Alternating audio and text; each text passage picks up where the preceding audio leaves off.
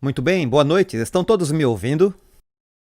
Certo, tudo bem. Então, eu espero que tenham tido um junta-panelas delicioso, certo?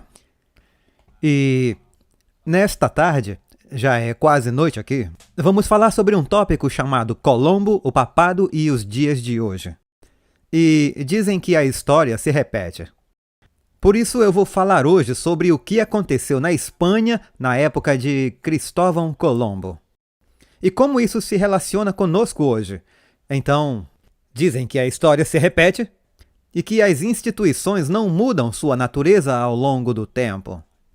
E ao estudar essas coisas, me ocorre que quando entendemos a história e entendemos a profecia, e juntamos as duas, fica fácil ver com o que sabemos do espírito de profecia e no nosso estudo de Apocalipse 12 e 13 como isso vai acontecer nos últimos dias.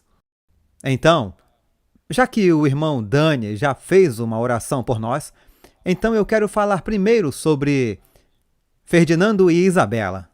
Já ouviram falar de Ferdinando e Isabela? Sim. Aí estão eles. Então, começamos com a conquista muçulmana do norte da África e da Espanha. E assim, os muçulmanos conquistaram todo o norte da África e depois marcharam para a Espanha na década de 630 e atravessaram um lugar chamado Gibraltar. Gibraltar é uma transliteração de Jebel Tariq. Jebel é um monte em árabe. Tariq foi o general que liderou os muçulmanos na travessia de Gibraltar, como é chamado atualmente. Portanto, Gibraltar é uma versão anglificada de Jebel Tariq, que foi o general muçulmano que liderou a conquista da Espanha. E é claro que os muçulmanos atravessaram toda a Espanha e depois chegaram até Paris. Logo ao sul de Paris, por volta de 730 a 732, eles foram rechaçados por um homem chamado Charles Martel. Já ouviram falar? Ele foi o avô de Carlos Magno. Ele fez os muçulmanos recuarem na Batalha de Tuz, e se ele não tivesse vencido essa batalha, a Europa teria sido um continente muçulmano. E a história mundial teria sido muito diferente. Portanto, você vê aqui o mapa das conquistas muçulmanas. Portanto, os espanhóis estavam concentrados no que chamaram de Reconquista. Eu não falo espanhol, mas os que estão aqui conhecem meu espanhol. Reconquista, acho que é assim a pronúncia. Mas os reis espanhóis, que eram católicos, estavam focados na reconquista da Espanha, ou seja, eles queriam expulsar os ocupantes muçulmanos, os invasores, e ter a Espanha como uma nação católica ou cristã, em vez de ser majoritariamente uma nação muçulmana. Então no mapa você vê as partes amarelas. Elas foram reconquistadas por volta do ano 1000, e depois a parte laranjada mais escura foi reconquistada em 1250, e na parte inferior, em torno de Granada, elas foram reconquistadas em 1492. É aí que entra a história de El Cid, talvez você já tenha ouvido falar. O famoso general que estava conquistando algumas dessas cidades muçulmanas. E na época da Idade Média, em meados de 1400, Isabel e Ferdinando, a maioria dos mouros do norte da África, havia sido expulsa da Espanha. E havia apenas um pequeno grupo na parte inferior, na costa do Mediterrâneo, perto da atual Málaga, Gibraltar e Cádiz. Portanto, aqui temos uma foto da Idade Média de Ferdinando e Isabela. E na época, a Espanha estava dividida em vários reinos concorrentes. Havia Aragão, Navarra, Castela e Andaluzia, e depois o reino moçárabe no extremo sul. E não havia garantia de que a Península Espanhola seria unida algum dia. Embora todo rei cristão considerasse seu dever concluir a reconquista da Espanha e expulsar os muçulmanos de toda a Península Espanhola. Portanto, na época em que Fernando e Isabela chegaram, a reconquista da Espanha foi uma guerra contínua por mais de 450 anos. Foi uma longa guerra. E cada rei que chegava queria destruir as áreas dominadas pelos muçulmanos e levá-los mais para o sul. E por fim levá-los de volta ao norte da África. Assim, quando Ferdinando e Isabela se casaram, foi uma união amorosa e política. Havia um acordo pré-nupcial, que assegurava a Isabela continuar sendo a maioral na união das casas reais de Aragão e Castela, mas na prática Ferdinando pretendia ignorar esse acordo. E quando Ferdinando e Isabela se uniram, o foco deles era como unificar a Espanha, como você pode ver no mapa. Há um mapa da Península Ibérica ou da Espanha, de 1270 a 1492. Você vê que na costa do Mediterrâneo a oeste, em verde, temos a Catalunha e Aragão. Ao centro nós temos Castela, temos León ao norte e também Bilbao e Santander na costa norte. Portanto, a Espanha era uma mistura de reinos concorrentes. E ali ao fundo você vê o reino de Granada, que era dos mouros quando Ferdinando e Isabela se casaram. E eles uniram as casas reais de Aragão e Castela. E, portanto, eles queriam unificar a Espanha. Agora, o seu objetivo não era meramente político. Era também espiritual, porque nos anos 1400, pouco antes da Reforma, havia muitas pessoas dizendo que algo estava errado com a Igreja, ou seja, a Igreja Católica Romana. Lutero não foi o primeiro a levantar sua voz em protesto contra o que estava acontecendo. Havia pessoas antes dele, como Wycliffe, na Inglaterra. E Ferdinando e Isabela queriam unir a Espanha espiritualmente e também politicamente. E isso era importante porque Isabela se via como a mulher de Apocalipse 12. Ela também se via como a encarnação da Virgem Maria, a mulher pura de Apocalipse 12, e a portadora do tempo do fim de Daniel 11:12. Portanto, Isabela, em particular, era uma estudiosa das profecias. E ela se via como tendo um papel fundamental no fim dos tempos. Portanto, eles tinham 3 estratégias para se preparar para o Apocalipse. Eles acreditavam que Cristo viria quando a Espanha fosse purificada de todos os infiéis e hereges. É um pouco como a teologia da última geração, segundo a qual Cristo virá quando houver uma geração pura e sem pecado, certo? Os espanhóis tinham a sua versão disso, e eles queriam preparar a Espanha para a vinda de Jesus. E a primeira era completar a reconquista. Eles iriam expulsar os mouros infiéis da Espanha, como eles o chamavam. E esses reis muçulmanos estavam divididos em reinos concorrentes. E Ferdinando os enfrentou de forma bastante eficaz. E ano após ano, ele convidou engenheiros da Itália e da Alemanha, disparando canhões que costumavam ser chamados de bombardeiros, daí a origem da palavra bombardeiro. Eles contratavam mercenários alemães e italianos e reduziam as cidades e vilas dos mouros a escombros. Por fim, o reino dos mouros foi destruído e o centro do poder muçulmano do Mediterrâneo mudou para o sul da Espanha, para os otomanos em Constantinopla, Istambul, na atual Turquia, o Império Otomano. Portanto, a primeira coisa que fizeram foi expulsar os mouros da Espanha. Essa foi a primeira etapa da purificação da Espanha para a vinda de Jesus Cristo. A segunda coisa que fizeram foi acender a fogueira da Inquisição. Portanto, precisamos nos livrar dos mouros, porque eles são infiéis, são muçulmanos. Mas também temos que purificar a igreja, em preparação para a vinda de Jesus. E assim eles acenderam as fogueiras da Inquisição. Então isso foi para a purificação dos católicos na Espanha e para a eliminação de todos os hereges. Agora, as regras da Inquisição eram uma completa farsa da justiça. E se você fosse acusado, não poderia saber quem eram seus acusadores, quais eram as provas contra você. E em alguns casos, você não podia saber sequer quais eram as acusações contra você. Mas se você fosse acusado na Inquisição, você recebia o Édito de Misericórdia, que lhe dava 30 dias para se apresentar e confessar uma acusação desconhecida.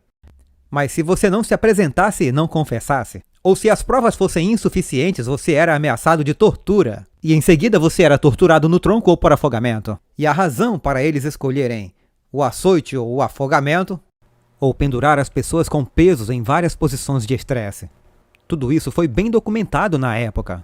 E o motivo para isso, eles diziam que era porque o clero não era um homem sanguinário. Portanto, todas as torturas e mortes tinham que ser feitas sem derramamento de sangue. É por isso que a Inquisição usava certos métodos de tortura da maneira que usava. Então, quando você ia para a plataforma e era esticado, seus músculos se rompiam e seus ossos se partiam dentro do seu corpo, mas não havia derramamento de sangue. Pouquíssimas pessoas sobreviveram à tortura na Inquisição espanhola. Quase todas as vítimas tiveram suas terras e propriedades confiscadas pelo Estado e elas foram para os cofres de Ferdinando e Isabela. E os próprios inquisidores recebiam uma porcentagem substancial dos lucros. Portanto, todos estavam envolvidos nisso. E se você fosse acusado de algo, era quase certo de que seria considerado culpado. E se fosse considerado culpado, todas as suas posses iriam para os inquisidores e para o Estado. Portanto, a ganância se misturava com a falsa piedade.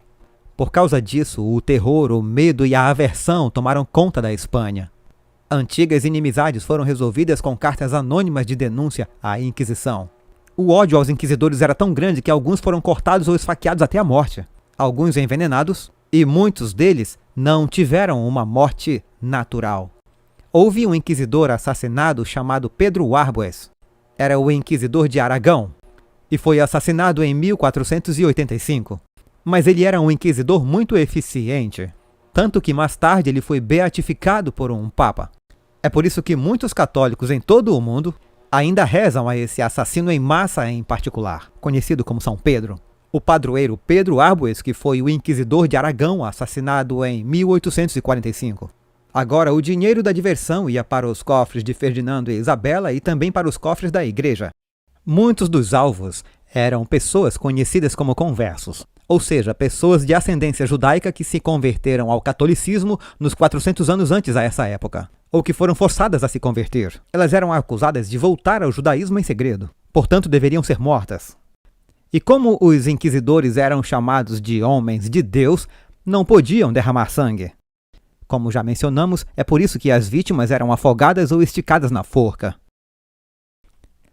Eles tinham vários eufemismos para as coisas. Se você fosse torturado, a expressão é que eles perguntariam a você, pois precisavam interrogá-lo, portanto fazer a pergunta significava que você ia ser torturado. E tecnicamente não havia derramamento de sangue. Como todos os hereges eram condenados ao fogo eterno, eles eram levados para o além eterno sendo queimados na fogueira ou na estaca, que é outra forma de perseguir sem derramar sangue. O processo estava sendo chamado de relaxado pela igreja.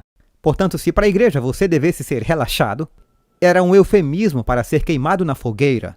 E havia outros eufemismos horríveis empregados pela Inquisição. Para aqueles que confessavam seus pecados imaginários, a igreja permitia que você fosse estrangulado na plataforma antes de ser queimado até a morte. Portanto, a justiça era rotineiramente negada e a tortura era a norma. O medo, o terror generalizado e a suspeita mútua se espalharam pela Espanha e muitos fugiram para os países vizinhos, muitos ficaram empobrecidos. Ferdinando e Isabela ficaram imensamente ricos com os lucros das terras e propriedades confiscadas, que por sua vez foram usadas para financiar a guerra contra os mouros no sul. E a Inquisição espanhola ardeu por mais de 200 anos, antes de ser extinta. Portanto, a primeira coisa que eles fizeram foi concluir a reconquista da Espanha, ou seja, expulsar os muçulmanos. A segunda coisa foi a Inquisição, para purificar os católicos que estavam na Espanha. E a terceira coisa que eles fizeram foi acender as chamas do antissemitismo. Portanto, havia muitos judeus ricos na Espanha naquela época. E muitos de fato se tornaram cristãos. Eles eram conhecidos como conversos, e alegou-se que eles haviam produzido histórias falsas de conversão e que havia uma conspiração nacional para derrubar o governo da Espanha por parte da população judaica. Os judeus sefaraditas eram descendentes dos príncipes e nobres judeus que viveram na Espanha por quase 1500 anos. Os askenazitas estão na Europa Oriental, os sefaraditas na Ocidental. E eles abençoaram a Espanha com um fluxo constante de filósofos, escritores, pensadores, cientistas e pessoas com visão de negócios. Mas tal pobreza intelectual e social gerava inveja e ódio. Então um dia, um homem chamado Garcia, um judeu converso que se converteu ao catolicismo, ele foi a uma peregrinação católica a Santiago de Compostela. Acho que é assim que fala. Alguém aqui fala espanhol? Vocês sabem pronunciar isso melhor do que eu, mas Santiago de Compostela é uma peregrinação que existe até hoje, na Espanha. Certa noite ele se embriagou onde estava hospedado e da sua mochila caiu um pedaço de pão. Seus companheiros católicos viram isso e o arrastaram até um padre local ambicioso que imediatamente viu a oportunidade de promoção pessoal. O pobre homem então foi brutalmente torturado pela Inquisição por 5 dias, falando a verdade, que ele não estava participando de rituais judaicos, mas de uma peregrinação católica, mas sem sucesso. A ganância e a ambição do inquisidor não seriam impedidas pela verdade. Por fim, seu corpo foi completamente quebrado. O pobre Garcia confessou ter se entregado aos rituais judaicos e de fazer parte de um plano para assassinar todos os cristãos espanhóis, tomar suas propriedades e entregá-las aos judeus. Foi isso que ele confessou após seu corpo ser quebrado na forca. Outros foram acusados e o círculo de suspeitas cresceu. Por fim, foi feita a acusação de que um grupo de judeus havia roubado e assassinado um menino cristão em um assassinato ritual que marcava a crucificação.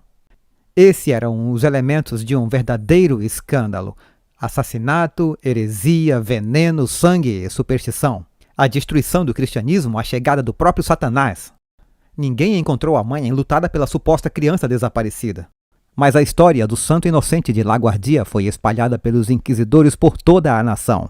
O caso contra Garcia era tão fraco e instável que os inquisidores locais tiveram que alertar a população para não falar a respeito. Caso encerrado, a igreja se pronunciou e pronto. Pode-se dizer que eram fake news, que foi criada pela Inquisição para estimular o antissemitismo na Espanha. E pouco tempo depois, em 1492, Ferdinando e Isabela, preocupados com o fato de os judeus estarem matando, roubando e talvez comendo crianças cristãs, expulsaram todos os judeus da Espanha com semanas de antecedência. Portanto, Ferdinando e Isabela, em sua purificação da Espanha, prontos para o retorno de Jesus, eles haviam expulsado os muçulmanos do sul, eles iniciaram a Inquisição Espanhola para purificar os católicos espanhóis e também expulsaram os judeus do país. Portanto, foi um ataque em 3 frentes contra os católicos cristãos, judeus e muçulmanos, para preparar a Espanha para a vinda de Jesus Cristo. Muitos judeus simplesmente se converteram à fé católica no local, mas foram forçados a permanecer sob o olhar desconfiado de seus gananciosos vizinhos. Muitos fugiram pela bacia do Mediterrâneo e outros fugiram para Portugal, eram taxados ao deixar a Espanha, eram taxados ao entrar em Portugal e chegaram às penínsulas. Outros fugiram para o norte da África, Itália e outros lugares. E quando a Espanha expulsou os judeus, foi semelhante ao que aconteceu na França. Quando a França expulsou os protestantes huguenotes nos anos 1600. Os huguenotes eram a classe média da França, eram os protestantes. Engenheiros, médicos, dentistas, contadores, advogados, escritores, pensadores, donos de empresas. Quando a França expulsou os huguenotes, nunca mais se recuperou socialmente, até hoje. Ela luta para ter uma classe média significativa. Tem algumas elites em Paris, mas todos os outros são da classe trabalhadora, mas não há uma classe média em Paris. Eles foram expulsos com os huguenotes. E a Espanha, com a Inquisição, a expulsão dos muçulmanos e a expulsão dos judeus, teve uma experiência muito semelhante. E desde então, a Espanha tem sido condenada à pobreza relativa durante grande parte da sua história. Portanto, ao longo dessas 3 vertentes paralelas da história, a guerra entre cristãos e muçulmanos que levou à destruição dos mouros no sul da Espanha, o terror da Inquisição, a perseguição e a expulsão dos judeus acompanhados de fake news, o Estado espanhol cresceu em força estatal, o reino de Ferdinando e Isabela enriqueceu, estava unificado, era uma combinação de igreja e Estado em uma temível máquina de opressão. E onde quer que você vincule a igreja e o Estado, você precisa ter muito cuidado. Alguém vai sofrer. Jesus foi morto por uma união da igreja e do Estado, o governo romano e o sinédrio. E se você observar nos últimos 2000 anos, sempre que o poder civil se une ao poder religioso, haverá opressão das minorias. O Islã não tem separação entre igreja e Estado, só existe a mesquita e a lei da Sharia. Não há essa questão no Islã, porque tudo é regido pela lei da Sharia. Mas no cristianismo, como protestantes, defendemos a separação entre igreja e Estado, após os escritos de Roger Williams, que surgiu na Nova Inglaterra nas décadas de 1640 e 50, porque ele reconhece que no momento em que o poder religioso busca o braço coercitivo do Estado para defender as crenças da autoridade religiosa, então a autoridade religiosa se torna como uma besta. E, tentada pelo poder e pelo desejo de riqueza, destrói qualquer um que discorde dela. Assim, essa união espanhola de igreja e Estado cresceu em seu senso de fervor messiânico, identificando temas apocalípticos em Daniel e Apocalipse que alimentavam a necessidade nacional de que a Espanha fosse purificada dos hereges, infiéis e judeus antes da vinda de Jesus. Também significava que Isabel e Ferdinando tinham a intenção de espalhar sua fé católica purificada pelo resto do mundo, pois eles tinham que preparar o mundo para a vinda de Jesus. E tendo se livrado dos judeus, dos muçulmanos e de todos os hereges espanhóis que eram hereges católicos, agora a Espanha estava suficientemente pura do ponto de vista teológico para iniciar suas aventuras coloniais na metade ocidental do Oceano Atlântico. Agora vamos a Cristóvão Colombo. Esse é um antigo corte de madeira da época de 1491, dessa criança que teria sido crucificada e roubada e depois comida pelos judeus. Tudo fake news. Mas esses são alguns dos cortes de madeira que circularam pela Espanha, promovendo essa fake news e o ódio aos judeus que levou à expulsão. Portanto, a União Espanhola de Igreja e Estado completou a conquista dos mouros no sul da Espanha, lançou a Inquisição, expulsou os judeus da Espanha. O resultado final foi uma Espanha católica purificada e pronta para o Apocalipse. Os profetas locais indicaram que seriam os espanhóis que liderariam o ataque final para purificar o mundo antes da vinda de Jesus.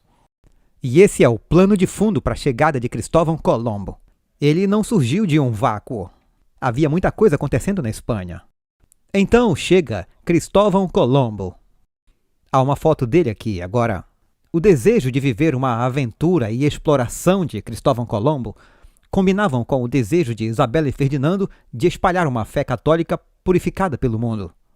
Ele era italiano e pressionou e fez lobby por muitos anos nas cortes de Portugal e da Espanha para obter patrocínio real para navegar através do Atlântico e encontrar um caminho mais curto para a Índia. Os portugueses haviam explorado a costa da África ao redor do Cabo da Boa Esperança e todo o caminho até a Índia. E embora fosse uma nação pequena, Portugal estava desenvolvendo um império comercial mundial. Mas os marinheiros portugueses haviam desembarcado inadvertidamente no Brasil enquanto tentavam evitar algumas tempestades no Atlântico Sul. E depois de muitos e muitos anos fazendo lobby, Colombo recebeu uma comissão de Fernando e Isabela para navegar com 3 pequenos navios para o Ocidente a fim de reivindicar terras para a Espanha. E seu lobby se baseou nos temas entrelaçados da época: os sonhos messiânicos de Ferdinando e Isabela, o surgimento de uma nova união católica purificada entre a Igreja e o Estado, a necessidade de construir uma nova Jerusalém e um novo mundo pela força se necessário, tudo liderado pelos mais gloriosos e católicos dos monarcas Ferdinando e Isabela. De fato, Ferdinando e Isabela estavam preparando o mundo para uma crise escatológica que daria início ao reinado de Cristo.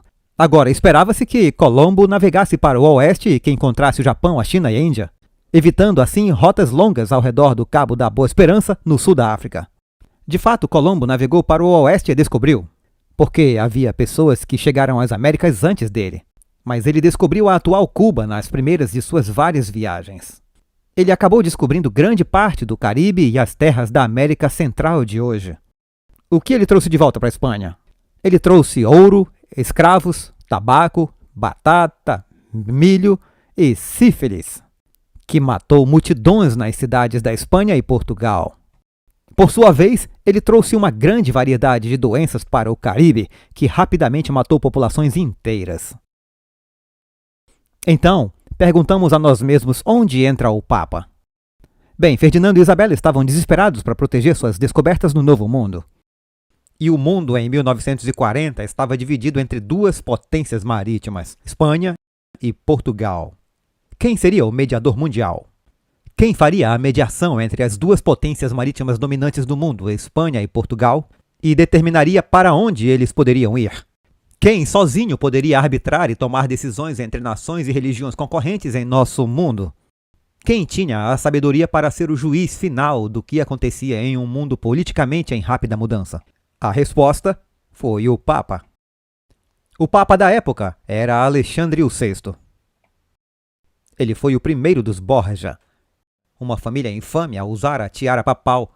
Ele era o mais estúpido e imoral que um homem pode ser. E ele foi solicitado a julgar entre a Espanha e Portugal para decidir quem ficaria com cada parte do mundo. Assim, em 1943, Alexandre emitiu 2 bulas papais, dando a Portugal tudo o que foi descoberto a leste de uma linha no meio do Atlântico, e o que estava a oeste ele deu à Espanha. Ele literalmente pegou um globo e ele disse: esse é o Atlântico, e ao olhar tudo a leste do Atlântico, que incluiria a África e a Índia, será dado a Portugal. E tudo que estiver a oeste da linha no Atlântico, que são as Américas, será dado à Espanha.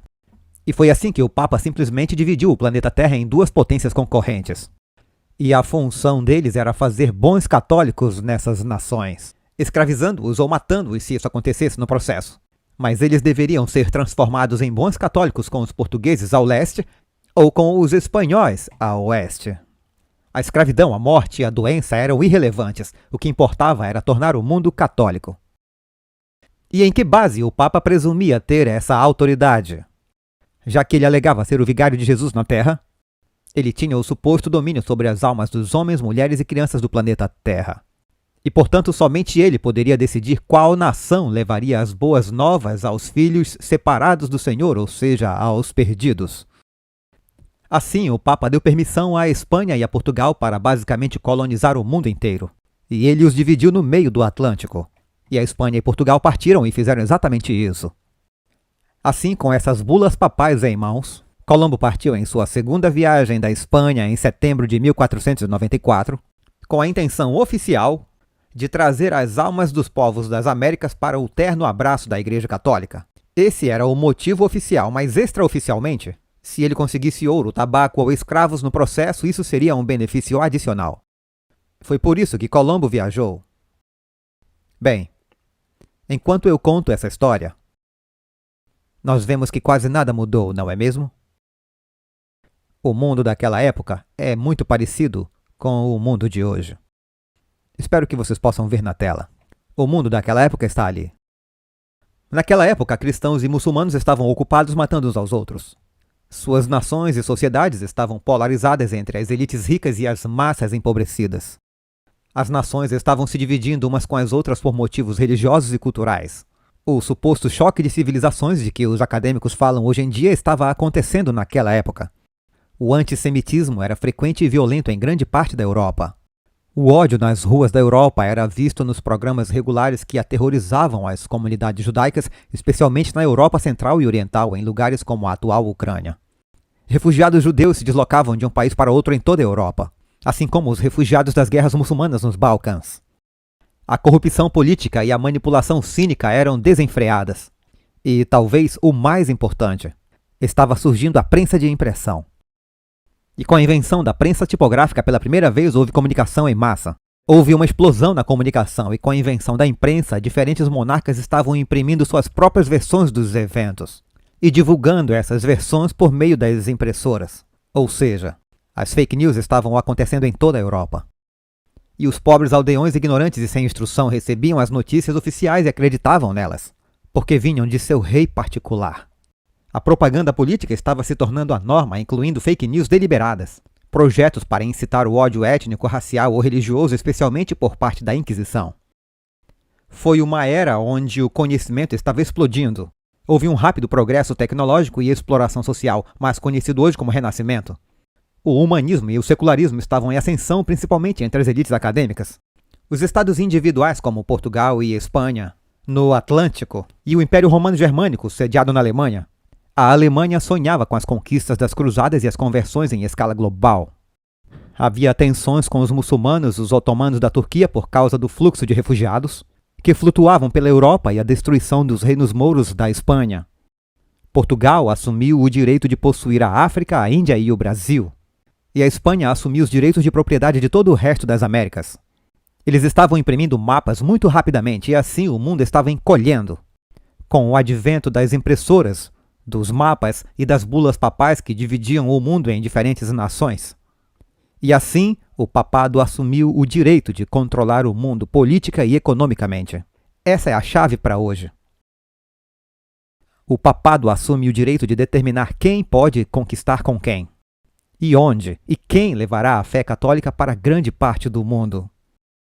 E se tudo isso soa como o que está acontecendo hoje, é porque é exatamente isso que está acontecendo hoje. O mundo de hoje. O nosso mundo, como nos tempos de Ferdinando e Isabela, do Papa Alexandre VI e de Cristóvão Colombo, está se desgastando política, espiritual, moral e economicamente. Como naquela época, estamos agora vivendo em uma aldeia global. Como naquela época, com a mídia de massa e as plataformas de mídia social garantindo que um único evento, discurso ou ação seja conhecido instantaneamente em todo o mundo. Isso estava acontecendo na época de Cristóvão Colombo. Assim como na época de Colombo, temos conflitos entre cristãos, muçulmanos e judeus. Vemos um aumento em nosso mundo do antissemitismo em particular, e do ódio e da violência intercomunitária em geral nas nações de todo o mundo. Como na época de Ferdinando, Isabela e Colombo, fake news dominam a narrativa pública, e a maior fonte de fake news são os governos. Como na época de Ferdinando, Isabela e Colombo, grandes corporações estão dividindo o mundo à vontade por motivos de lucro pessoal. E como na época de Ferdinando, Isabela e Colombo, A tortura, o estupro e o tráfico de corpos humanos estão vinculados globalmente. Como naquela época, hoje as tecnologias estão mudando e encolhendo nosso mundo. As vozes corporativas, tanto daquela época quanto hoje, estão se sobrepondo às vozes individuais e aos direitos individuais. Como naquela época e hoje, a ganância, a cobiça humana e a ambição são abundantes, assim como a ilegalidade e a pouca consideração pelos direitos humanos básicos. Hoje, assim como naquela época, estamos vivendo em uma era de decadência moral, política e econômica. Portanto, não devemos nos surpreender quando virmos mais uma vez o papado pressionando para assumir um papel global dominante, conforme as profecias de Apocalipse 13. É o que vemos na profecia, é o que fizeram na última vez em que tivemos essa situação no mundo. E estamos vendo isso acontecer hoje. E a resposta é absolutamente sim. Então, vamos ao papado. O papado moderno ainda reivindica o poder global absoluto. Durante a Reforma, os princípios da liberdade religiosa e da liberdade de consciência nos libertaram da autoridade da união do Estado eclesiástico conhecida como a Igreja Católica Romana. Essa união do Estado e Igreja era sanguinária, era autocrática e totalitária. Ninguém questionava a voz do Papa de Roma, porque ele era Deus na Terra. E a Reforma nos deu o protestantismo. O protestantismo, por sua vez, nos deu direitos humanos e civis e o capitalismo. E sem o protestantismo e a liberdade religiosa da ditadura católica romana, não teríamos a Declaração dos Direitos hoje. E não é por acaso que o primeiro direito na Declaração de Direitos é que o Congresso não fará nenhuma lei relativa ao estabelecimento de religião ou ao seu livre exercício. Esse é o primeiro de todos os direitos. E os autores da Constituição americana entenderam que a única maneira de os Estados Unidos permanecerem um país livre e não eram livres com a escravidão, entendam isso. Mas pelo menos a ideia de que todos são livres só pode ser verdadeira se estivermos livres das reivindicações autocráticas da Igreja Católica Romana. É por isso que a liberdade de religião é a primeira na Declaração de Direitos.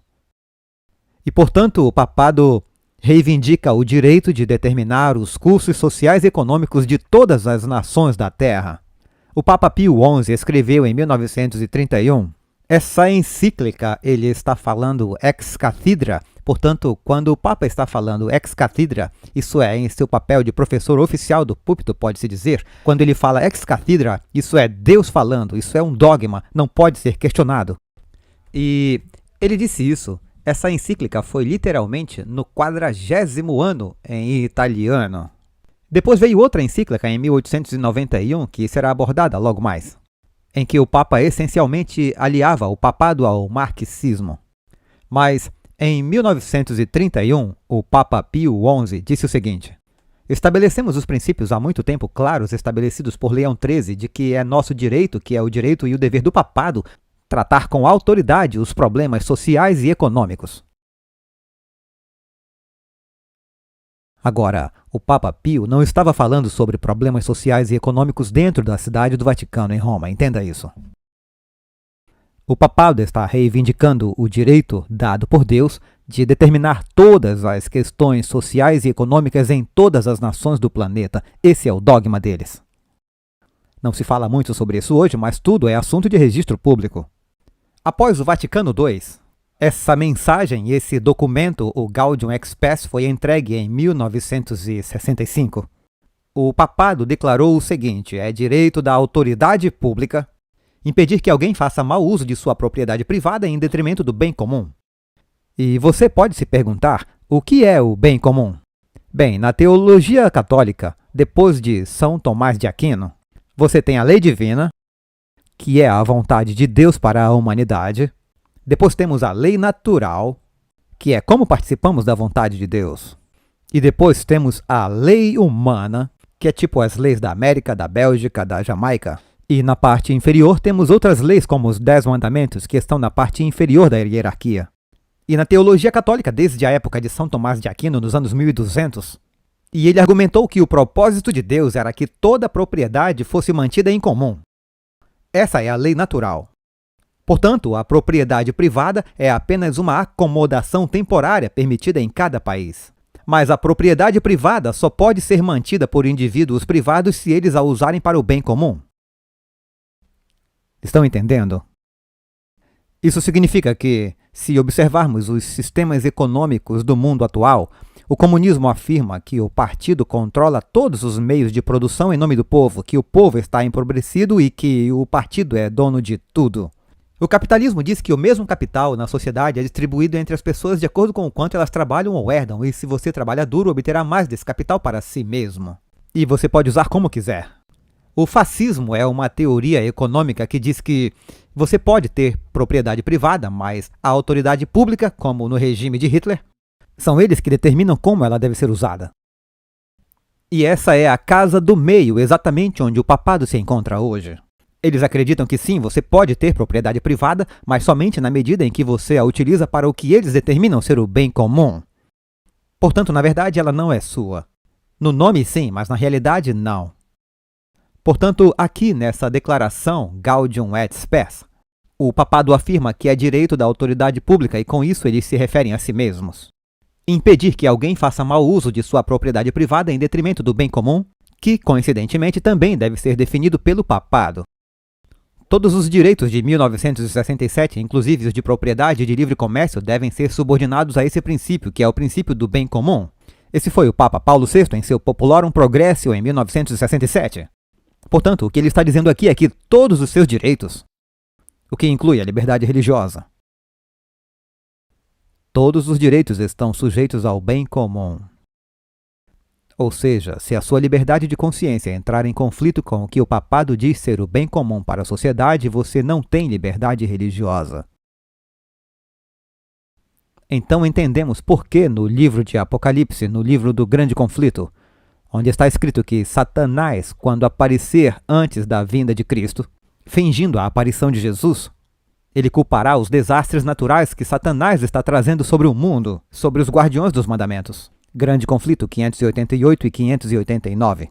E Satanás dirá por meio do papado que esses desastres naturais estão vindo sobre o mundo porque Deus está zangado com o mundo, porque os guardadores do sábado não estão honrando o domingo em vez do sábado. E sua consciência está sendo sobrepujada pelo bem comum. Portanto, o papado declara que tem o direito de tratar com autoridade todas as questões sociais e econômicas de todas as nações. São eles que determinam o que é o bem comum e dizem que todos os seus direitos são subservientes ao que eles determinam como sendo o bem comum. Esse é o sistema autoritário mais perfeito que você poderia imaginar. Como se, cara, você ganha, coroa, você perde. Você só tem liberdade de consciência se o papado disser que você tem liberdade de consciência nessa área. Na pandemia, nossa igreja disse que não há liberdade de consciência quando se trata do que você coloca em seu corpo. Foi uma posição papal que assumimos. Sejamos francos sobre isso. Papa Paulo VI, em 1967. Ele argumentou. E você já ouviu falar sobre o Grande Reset? Então, quando Klaus Schwab escreveu seu livro sobre o Grande Reset em 2020, ele disse essencialmente que toda nação lida com problemas dentro dela. Mas às vezes há problemas que vão além do escopo de uma nação individual. Há problemas que afetam o mundo inteiro, como uma pandemia global ou o que algumas pessoas chamam de mudança climática, certo? Não que seja certo ou errado, mas é isso que eles argumentam. Portanto, como esses problemas afetam toda a humanidade, é necessária uma autoridade mundial comum para determinar a resposta coletiva do mundo a esses problemas coletivos. Estão entendendo? Por isso precisamos de um grande reset. O grande reset é a eliminação da democracia em nível nacional e a transferência do poder para os tecnocratas globais, que agora determinam o bem comum e o que você pode ou não fazer com a sua propriedade, com a sua vida econômica e com a sua vida espiritual. Portanto, esse Papa fala sobre isso. Ele diz, essa colaboração internacional, falando sobre o grande reset de Klaus Schwab, em escala mundial exige instituições que preparem, coordenem e dirijam, até que finalmente haja uma ordem de justiça estabelecida que seja reconhecida universalmente.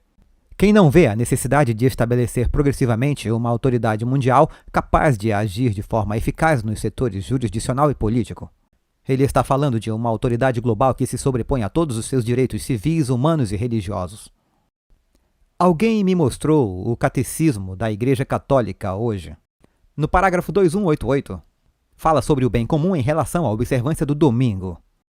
Em respeito aos religiosos e ao bem comum de todos, os cristãos devem buscar o reconhecimento dos domingos e dos dias santos da Igreja como feriados legais.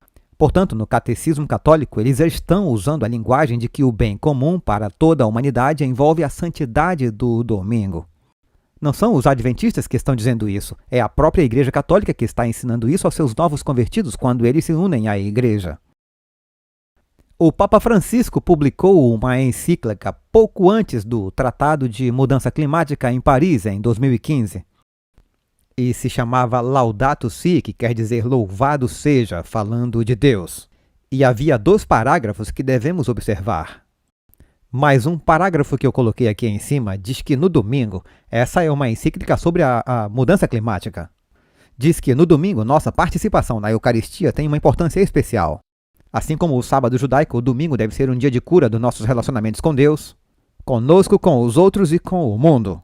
O domingo é o dia da ressurreição, o primeiro dia da nova criação, que tem as suas primícias na humanidade ressuscitada no Senhor, garantia da transfiguração final de toda a realidade criada. Além disso, esse dia anuncia o descanso eterno do homem em Deus. Agora, o Papa Francisco incluiu 2 parágrafos sobre a questão do domingo nessa encíclica Laudato Si, que oficialmente é Deus falando ao homem. É isso que ele está dizendo. Basicamente, ele está dizendo 2 coisas. Uma é que o mundo precisa manter o domingo sagrado porque isso ajuda a proteger o meio ambiente. Em segundo, guardar o domingo para que todos possamos celebrar a Eucaristia, que é o coração do culto católico, a missa, que na verdade é um processo blasfemo. Quando o padre ordena que o pão e o vinho se tornem o corpo de Cristo, o que simplesmente não é verdade. Portanto, recentemente, há alguns meses, há 2 meses atrás, o Papa publicou outra encíclica, desta vez chamada de Laudato Deum em vez de Laudato Si, e é uma exortação apostólica que pode ser consultada em vatican.va. Eu o encorajo a fazer o download de todos esses documentos que estão disponíveis publicamente. Portanto, estamos falando de coisas que não foram publicadas há 4.000 anos atrás. Esse é o pensamento atual do papado. Ele não está falando de coisas de 500 anos atrás. Essa é uma notícia atual. Laudato Deum. E o que diz? Parágrafo 35, eu destaquei e li as coisas que são relevantes para nós. Ele está ecoando as palavras do Grand Reset de Klaus Schwab. Ele diz: não é conveniente confundir o multilateralismo com uma autoridade mundial concentrada numa só pessoa ou numa elite com excessivo poder. Quando se fala de uma possível forma de autoridade mundial regulada pelo direito, não se deve necessariamente pensar numa autoridade pessoal. Falamos sobretudo de organizações mundiais mais eficazes, dotadas de autoridade para assegurar o bem comum mundial. Continua dizendo que a questão é que elas devem ser dotadas de autoridade real. E quem é, na teologia católica, que determina o bem comum para a humanidade? O Papa. Portanto, o Papa está pedindo uma autoridade global que tenha o poder de prover o bem comum global, ou outra forma de dizer. O Papa está procurando uma autoridade global para defender as prioridades do papado. Por isso que essa questão da mudança climática é tão importante para nós hoje. Parágrafo 42. Esse documento também está disponível para download. O mundo está se tornando tão multipolar e simultaneamente tão complexo que é necessário um quadro diferente para uma cooperação eficaz. Ou seja, não precisamos mais de democracias nacionais, mas de tecnocracia global.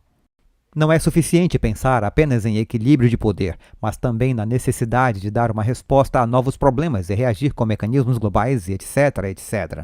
E, novamente, em vermelho, é uma questão de estabelecer regras globais e eficazes que possam permitir o fornecimento dessa proteção global. Então ele continua no parágrafo 59, e ele diz: se há sincero interesse em obter que a COP28, que ocorreu semana passada, que se torne histórica, que nos honre e enobreça enquanto seres humanos, então só podemos esperar em fórmulas vinculantes de transição energética que tenham 3 características: eficientes, vinculantes e facilmente monitoráveis. Obrigatórias. Lembram que quando alguém estava para ser torturado, a linguagem usada pela Inquisição Espanhola era a seguinte: eles faziam a pergunta: quando queimado na fogueira, você deveria estar relaxado. Agostinho ensinou que quando Jesus ensinou a parábola do rei que tinha seu filho em um banquete de casamento, ele enviou seus servos pelas ruas e estradas, convidando as pessoas para participarem do banquete. Esse verbo no grego, esse verbo no Evangelho de Lucas também pode significar obrigar. Assim, Agostinho ensinou nos anos 400. Ele foi uma figura dominante na teologia católica até os dias de hoje. Junto com Tomás de Aquino, Agostinho ensinou que a igreja tem o dever moral de obrigar as pessoas a entrar na igreja. Por quê? Porque somente assim você pode ser salvo. Portanto, se tivermos que torturá-lo e matá-lo no processo, mas você ganha sua vida de volta no acordo. Então, para a igreja é coisa boa torturá-lo e queimá-lo na fogueira, porque assim a sua alma é purificada e você ganha acesso à vida eterna.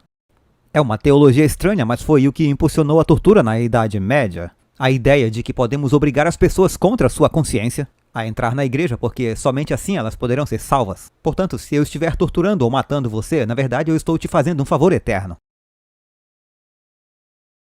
Há uma perversão nesse pensamento. É verdade quando vemos em Apocalipse 13 que o dragão deu a sua autoridade à besta. É uma ideologia satânica que vemos ser perpetrada pelos bispos de Roma. Portanto, voltemos ao que o Papa Pio XI disse. Estabelecemos os princípios há muito tempo claros estabelecidos por Leão XIII, em 1891, de que é nosso direito e nosso dever tratar com autoridade os problemas sociais e econômicos. Devido aos dogmas econômicos, como os ensinamentos de Tomás de Aquino sobre a propriedade privada, serem provisoriamente aceitáveis apenas no direito positivo e não no divino ou natural, o conceito de bens comuns determinado pelo papado, também conhecido como o destino universal de todos os bens, a Igreja Católica Romana se opõe fundamentalmente à propriedade privada, à livre iniciativa e ao capitalismo. Em vez disso, o dogma católico apoia o marxismo, o socialismo, a teologia da libertação, o estado de bem-estar social. E por fim o fascismo, que preserva a ficção da propriedade privada. Porém, tudo é gerenciado pelo Estado para o bem comum, o qual é determinado pelo papado, devido ao seu pensamento político, como os ensinamentos mal interpretados de Cristo a Pedro, que sobre Pedro ele edificaria a igreja e seus sucessores. A doutrina das duas espadas, que diz que o sacerdote usa a espada do Espírito, e se ela não for suficiente para levá-lo à igreja, então a autoridade civil usa a espada de aço para obrigá-lo a entrar na igreja. É a doutrina das duas espadas. E várias falsificações, como a doação de Constantino no século VII. O papado afirma que tem o direito à autoridade suprema sobre todas as sociedades do planeta Terra atualmente, porque o próprio Papa é citado como Deus na Terra. O papado reivindica o direito de estabelecer governantes e derrubá-los, e ordenar todas as atividades sociais, econômicas e políticas da humanidade para o bem comum. Isso é o que o papado diz sobre si mesmo, portanto, quando falamos sobre isso como adventistas, não estamos saindo pela tangente. Basta ver o que o papado diz sobre si mesmo para perceber que, quando falamos sobre o papado em Apocalipse 13 ser a primeira besta, estamos de fato muito calmos e gentis no que dizemos. Quando comparamos o que o papado diz com o que ele fez na história humana, nenhuma outra instituição tem tanto sangue em suas mãos quanto os papas de Roma. Mas como sabemos em Apocalipse 13, verso 3, o papado é uma instituição global que está se recuperando de uma ferida mortal. Em 1798, sabemos na profecia de Apocalipse 13, de 11 a 18, que ele ganhará seu poder global por meio de uma união com o protestantismo apóstata e os Estados Unidos da América. E também sabemos que no fim dos tempos, antes da volta de Jesus, o papado imporá um regime global de coerção mais sinistro do que qualquer coisa vista na história da humanidade. Ainda mais terrível do que a temida Inquisição, isso ocorrerá em nível global. E muitas vezes nos perguntamos, eu me pergunto como missionário, como o Evangelho chegará ao mundo todo e o fim virá quando mais de 40% do planeta hoje não ouviu o nome de Jesus? Como isso vai acontecer? Então percebo que quando o papado impõe seus pontos de vista no planeta Terra, e a santidade do domingo for imposta à humanidade, automaticamente o mundo inteiro saberá sobre o sábado. Porque o papado estará tentando eliminar em todos os países aqueles que não guardam o domingo. E assim como na pandemia, o mundo inteiro sabia sobre aqueles que se recusavam a ser vacinados porque o governo tinha que obrigar. Não haveria necessidade de obrigação se as pessoas não se recusassem a tomar vacinas. Portanto, por ser uma obrigatoriedade, todo mundo ouviu que algumas pessoas optam por não tomar a vacina. E aí vem a pergunta, por que não tomar a vacina? Portanto, o próprio fato de haver mandatos globais no fim dos tempos significa que a questão do sábado e da salvação por meio da fé em Jesus estará na vanguarda de toda a discussão global, sem que nós mesmos tenhamos causado isso. O próprio fato de haver mandatos obriga todos do planeta Terra a decidir qual é a sua posição em relação a esses mandatos. E o que aconteceu nos últimos 3 anos foi que a sociedade se dividiu exatamente assim sobre as questões desses mandatos, não foi? Não estamos aqui essa noite para fazer uma autópsia sobre a nossa posição em relação a essas questões. Isso já foi feito. Já entrou para a história. O fato é que, quando os governos impõem mandatos, todos têm que escolher qual é a sua posição. Todos sabem qual é a posição de seus familiares. Todo mundo sabe qual é a posição de seus colegas de trabalho. Qual a posição das pessoas na comunidade local. Portanto, o mundo inteiro terá que tomar uma decisão a favor ou contra a lei de Deus ou a lei dos homens. É tipo, vamos com tudo. Eles forçam a questão, como nada mais faz. Aqueles que aceitarem a autoridade do poder católico romano do anticristo receberão a marca da besta em suas testas ou em suas mãos. Isso está na segunda metade de Apocalipse 13. Alguns serão convencidos e outros aceitarão porque serão coagidos a isso. Como foi com os mandatos do Covid? Aqueles que desejarem viver sob a autoridade de Deus receberão o selo de Deus, que é a habitação do Espírito Santo, por meio de um coração convertido que se deleita em guardar os mandamentos de Deus, inclusive o 4º mandamento. Apesar dos mandatos de falsa adoração da União Global do fim dos tempos do Papado e dos Estados Unidos. E se vocês não acham que temos governadores, senadores e políticos nacionais que anseiam pelo poder autocrático e dominador sobre seus cidadãos, então você não esteve acordado nos últimos 3 anos. Cada prefeito local descobriu que, ao se opor a uma emergência de Covid, eles poderiam fazer quase tudo com a população local e ninguém questionaria. E quanto mais mesquinho fosse o funcionário, maior seria o domínio de poder que ele queria exercer. Muito disso não fazia o menor sentido. Mas vemos nos governos de todo o mundo atualmente quase um anseio por uma emergência que lhes dê poderes emergenciais sobre seus cidadãos. Acabamos de passar por isso. E vai acontecer novamente.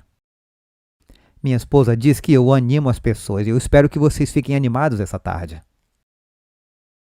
Porque as boas notícias no sermão dessa manhã foram que o Filho do Homem está voltando e ele está vindo para reunir seus eleitos dos 4 cantos da terra e dos 4 ventos do céu. Portanto, Jesus está voltando e, para concluir, quero apenas dizer algumas coisas. Primeiro, eu quero incentivá-lo a posicionar sua vida de forma que os poderes corruptos deste mundo tenham o mínimo possível de pontos de pressão sobre você. Pergunte a si mesmo se há algum Deus em sua vida que se interponha entre você e o Deus verdadeiro. Você concordaria com os mandatos do futuro para manter sua carreira? Se sim, você precisa mudar de carreira. Se acha que vai concordar com os mandatos no futuro para manter sua licença, então mude de trabalho. Se acha que vai ter problemas com a hipoteca, então reduza o tamanho de sua casa e viva em uma casa quitada. Se acha que vai concordar com as exigências do futuro e quer manter seu emprego numa corporação, talvez seja a hora de voltarmos a trabalhar no comércio e ensinar os jovens a carpintaria, a eletricidade e o gesso cartonado. São profissões honrosas que usam as mãos e dão liberdade de consciência, o que não existe na América corporativa. Portanto, é hora de começar a pensar sobre como podemos nos posicionar melhor no futuro.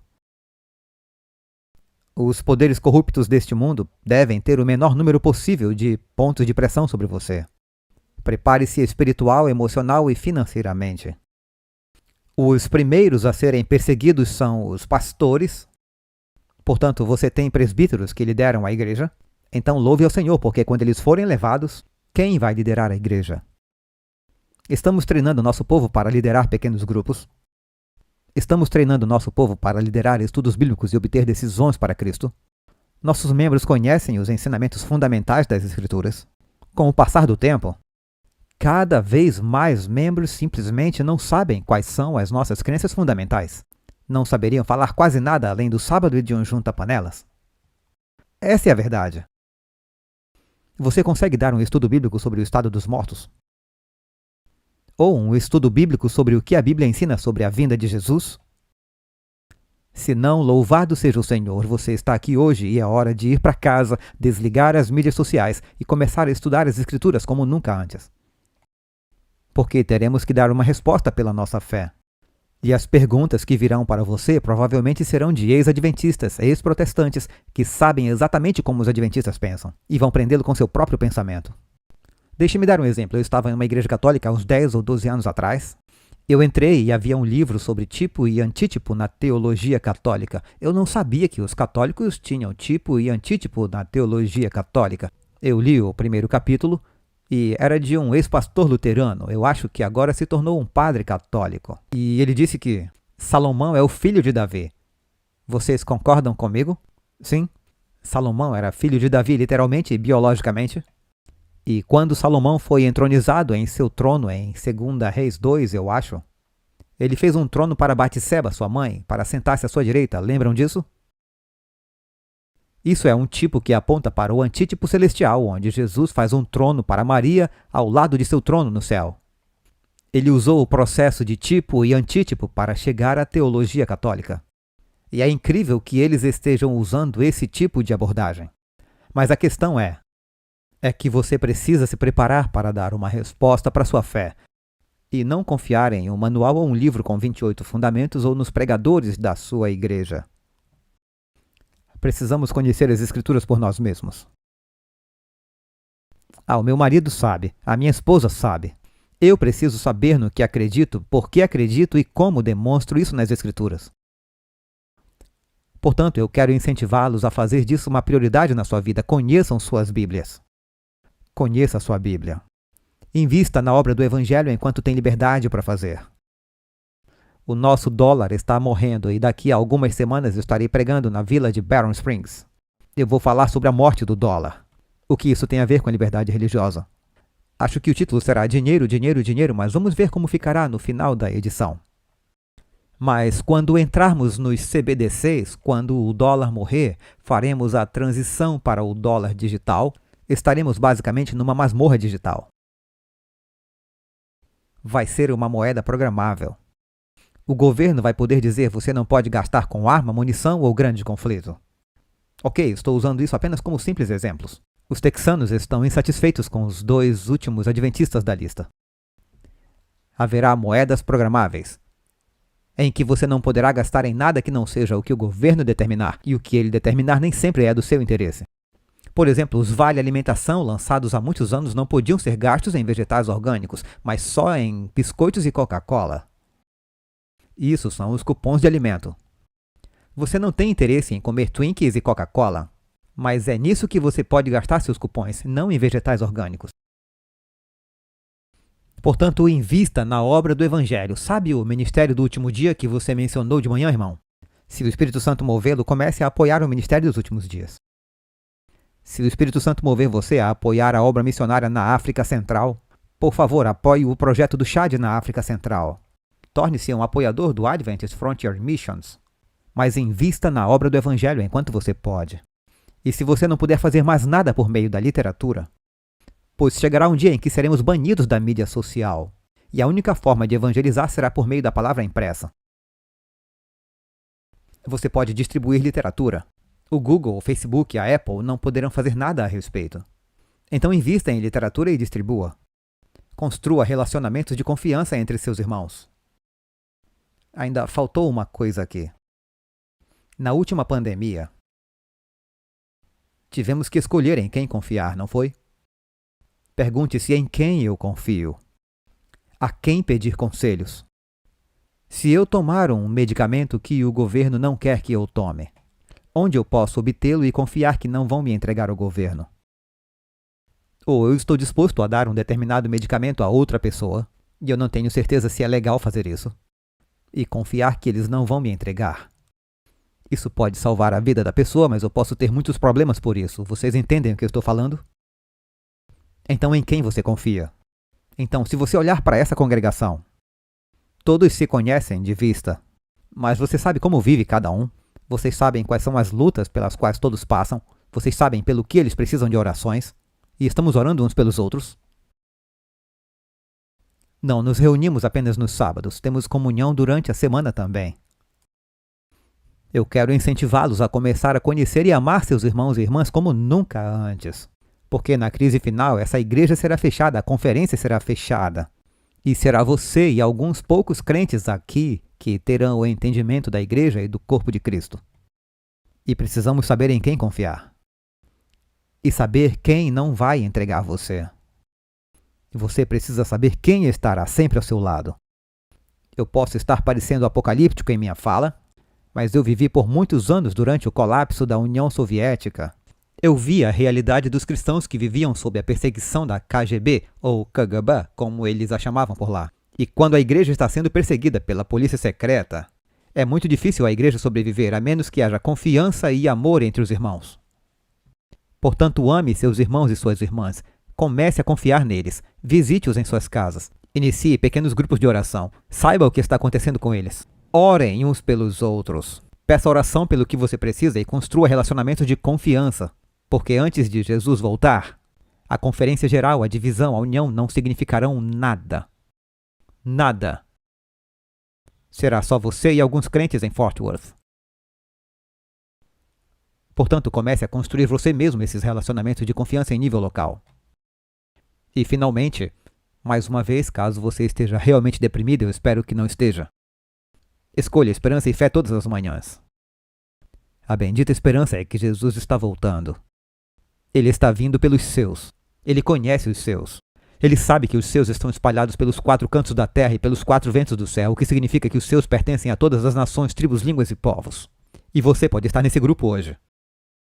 E se você sabe que Jesus está vindo para você, não se preocupe com o que os governos podem fazer com você hoje. Então escolha esperança e fé todas as manhãs, e quando o coração dos homens estiver falhando por medo, foi lido isso essa manhã, por medo do que está por vir sobre o mundo, e muitas pessoas estão aterrorizadas com o que acham que está acontecendo com o nosso mundo, e esse medo está conduzindo grande parte da agenda da mudança climática. Quando o coração das pessoas está falhando por medo, temos que ser pessoas de esperança. Porque sabemos que um dia haverá novos céus e nova terra, e toda lágrima será enxugada e o mar entregará seus mortos e a morte, a doença e o sofrimento não existirão mais. E Deus habitará com seu povo e nós habitaremos com ele. E quando você souber o final da história, você pode cruzar o meio da história. Mas se você não souber o final da história, a história vai sobrecarregar você. Portanto, mantenha os seus olhos no prêmio, que é a segunda vinda de Jesus Cristo.